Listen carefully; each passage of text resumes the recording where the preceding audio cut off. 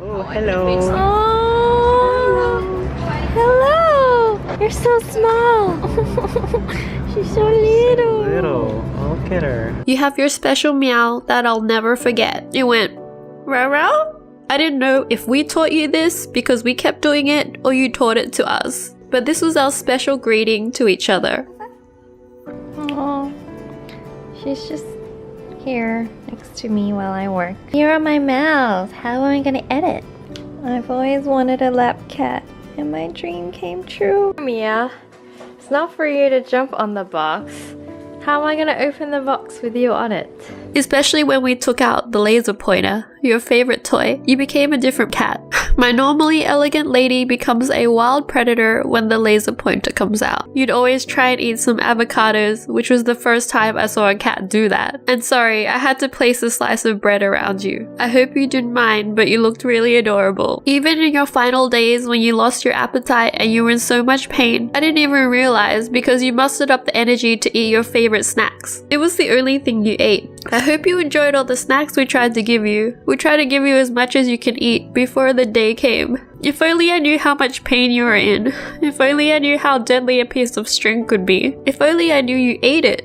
If only we never moved here so you never got to that piece of string. If only we noticed how sick you were sooner. You were so brave and put on such a brave face that everyone thought it wasn't too bad. The vet thought you had gastritis and we gave you 2 lots of medication for that. And then he found out you had an infection after some blood tests because it wouldn't get better. So we gave you antibiotics. We never thought that string you ate was tied around your tongue and was making you sicker by the day. We didn't even know it was there. We tried to feed you all your favorite things and you always ate a bit and walked off. The day we took you to the vet, we found out you were anemic and that's why you were so weak. Your red blood cells were so low, so we got a referral to the hospital because we knew something wasn't right. That morning, I remember waking up in a panic. I looked for you everywhere and couldn't find you. I found you under a shelf behind a box facing the corner that day and I really thought you didn't make it. Your breathing was shallow and you looked so weak. I put my hand on your stomach just to see if you were breathing and I was so worried. I got your favorite snack and started feeding you, and you ate it so happily. And I pet you, telling you how much I loved you and you were a good girl. And you really enjoyed that you were nuzzling me and you had a bit of life left. That day was the day your hospital appointment was. We tried to make it earlier, but this was the earliest appointment. You got your scan and they found the string in your belly and it was tied to the bottom of your tongue and the other end was trying to make its way down, bunching up all your intestines. I'm sorry, Mia, you must have been in so much pain and you couldn't tell us. Why couldn't we speak to cats? If I had to pick a superpower now, it would be speak to animals for sure. I used to make fun of that, but not anymore. Maybe then I could have saved you. The only option was to do a surgery.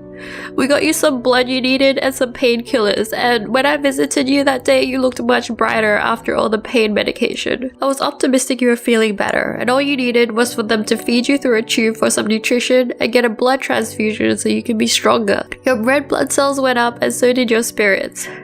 When I visited you, you tried to meow, but no sound came out. I knew you tried, Mia. I wish I tried harder. Thank you for always showing me love even though you're going through so much pain. You loved the pets I gave you and looked like it was a welcome relief from the needles and the tests you had to go through. You even started doing that massagey thing with your paws, even though you had a bandage wrapped around one of your legs. Boomba even donated some blood for you. We all wanted to save you. You were brave. You went into surgery and made it out alive. Boomba's blood helped you during the surgery.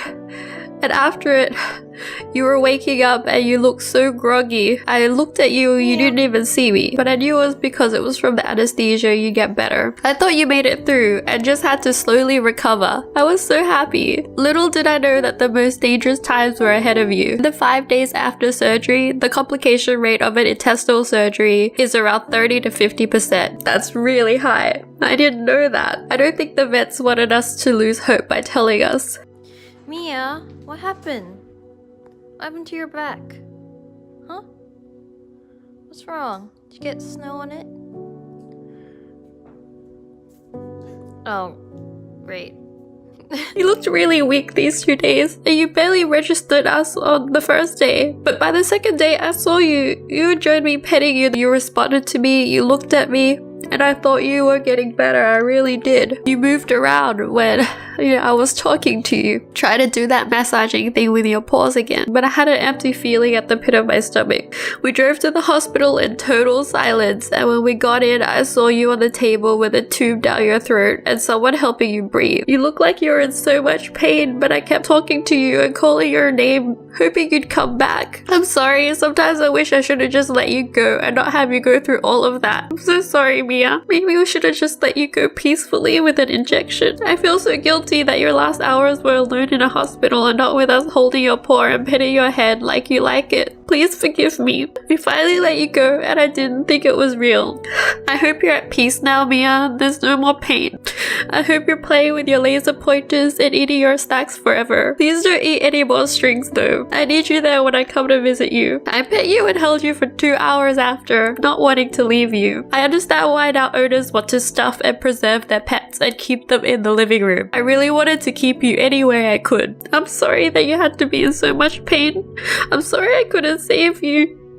I'll never be the same again, Mia. Always have a hole in my heart shaped like you. Rest in peace, my baby. I love you.